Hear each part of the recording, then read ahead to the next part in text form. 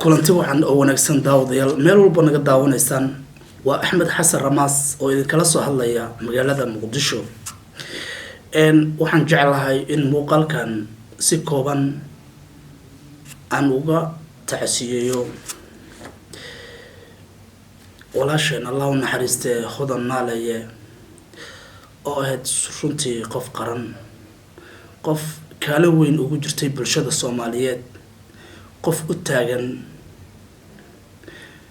in sawir wanaagsan ay ka bixiso Soomaaliya guud ahaan waxay ahayd qof mar walba noo soo bandhigta farxadda iyo reereynta iyo hodantinimada dalkeena Soomaaliya iyo bulshooyinka Soomaaliyeed ee qaybaha kala duwan runtii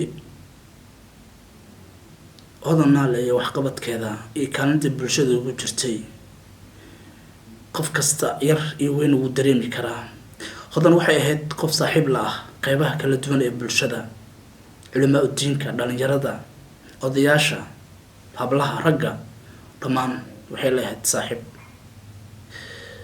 Hodan ma aan qof la iloobi karo dabeecad ahaan markaad eegto Hodan waa dareemi kartaa waxay ahayd qof aad u dabeecad wanaagsan markasta bulshada waxay kula kulmi jirtay dhol cadeen iyo farxad waxayna soo tabin jirtay munaasabadaha farxadda ay mar walba soo tabin jirtay marna wajigeeda kama dheehan karin waxa la yiraahdo waji xumo qof kasta xitaa hadii iyada wax laga sheego xataa way dholo cadeynaysay dholo cadeen iyo farxad ay bulshada kula jirtay muuqaalkan ay ku baday mar rabo waxa laga yaabaa dadka qaarkiina isweydiiyaan tolo Hodan tumay ahayd Hodan waxay ahayd gabar saxafiyad ah oo go'aansatay in bulshada Soomaaliyeed ay ka haqabtirto hodantinimada dalka ama dalkooda hooyo waxay ahayd qof isku xirta bulshada ku nool gudaha dalka iyo dibadiisa waxay ahayd qof dhiirigelisa dhalinyarada rag iyo dumarba leh waxay aad ula sheekaysan jirtay sida muuqaaladeeda baad ka arki karto odayaasha oo xataa sararta geela ay la wadaagi jirtay waxay la shaahi jirtay gabdhaha oo sheeko iyo shaah barnaamij la yiraahdo ay u qaban jirtay Hodan waxay ahayd saaxiibka bulshada waxay ahayd gabar aan ugu faani karno bulshooyinka kale ee ajaanibta ah runtii wax qabadkeeda waxa wada qiray xitaa u soo tacsiyeeyay carab iyo cajam sida aan ka dheehday commentiyada laga soo bixiyay Twitterkeeda ama barteeda Twitterka ee ku leedahay Hodan 2011 waa muuqaal aad arki kartaan waxay u doodeysay Soomaalida abaarta ku habsatay ee ka barakacay dalka ee aaday dalka diriska aan nahay ee Kenya gaar ahaan xiriyaha Dadaab xogayaha guud ee qaramada midoobay ayay waxay lahayd wadawada inaad caawiso dadkan silacsan bulshadeeda yaa ku degan ayay halkan degan ayayna ku jawaabtay waxayna la socotay Allah u naxariistay Saada Cali Warsame ee iyaduna u taagneed in bulshada Soomaaliyeed ee ku tabaalaysan xiriyaha qaxootiga in wax loo qabto runtii Hodan waxay aad u salaami jirtay dadka ay la kulmayso waxay aad u jeclayd afka Soomaaliga Hi guys assalamu alaykum waa erayadii mar walba Hodan ay ku salaami jirtay dadka Hodan waxay ahayd boqorada xidigta qurba joogta ay ku daydaan hodan gobollo badan oo Soomaaliya ka mid ah ayay booqatay: Garowe, Laascaanood, Muqdisho, Kismaayo, Burco, Berbera. qaybahaas oo dhan waxay kasoo duubtay muuqaalo qurux badan oo bulshada Soomaaliyeed u noqday dhiirigelin. hodan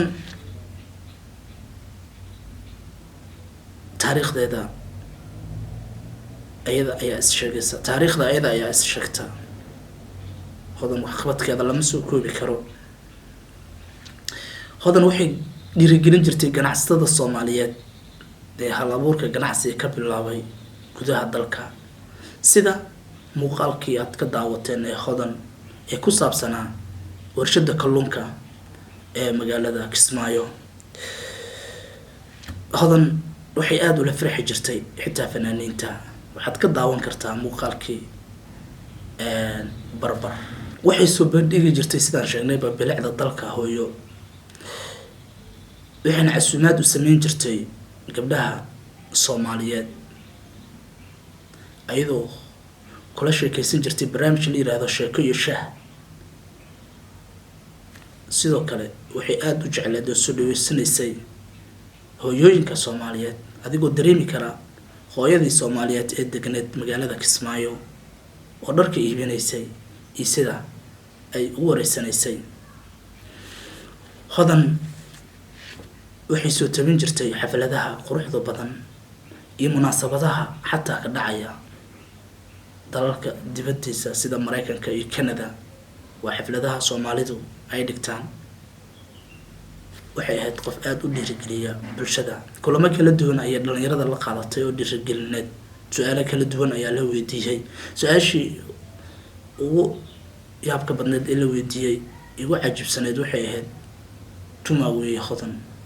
markaas waxay ku jawaabtay: haddii aad doonaysiin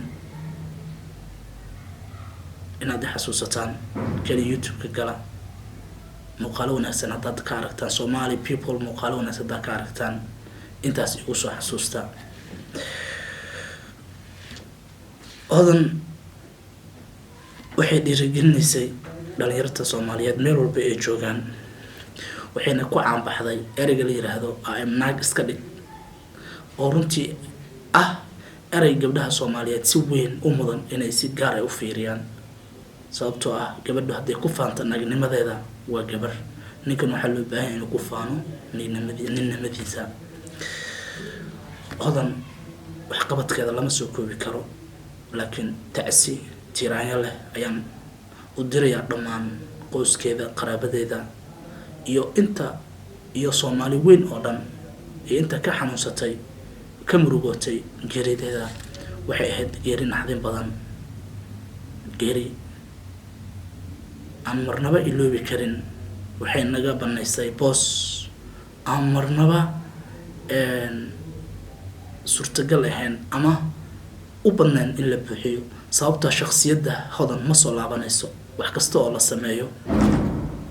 waxaan maqlay in ururka jira Canada uu doonayo in uu abaal mariyo ama deeq waxbarasho uu siiyo gabar, taasoo markaasi buuxinayso booskii hodan. waa aragti aada u fiican in la helo gabdho badan oo Soomaaliyeed oo sida hodan hami u leh, isla markaana bulshada u adeega. hase ahaatee hodan dabeecaddeedii wanaagsaneed, dulqaadkeedii faraha badnaa, farxaddeedii, qosolkeedii way nagala tagtay. ilaahay ayaa naga jeclaaday. waxay ahayd qof runtii aada ugu taameynay. saxafiyiinta Soomaaliyeed rag iyo dumarba waxay u noqon kartaa tusaale wanaagsan oo ay ku daydaan. hodan ilaahay u naxariisto, samir iimaan ilaahay ha naga siiyo. inna lillahi wa inna ilayhi raajicuun. waa walaalkiin Axmed Xasan Ramaas oo idinkala soo hadlaya magaalada Muqdisho.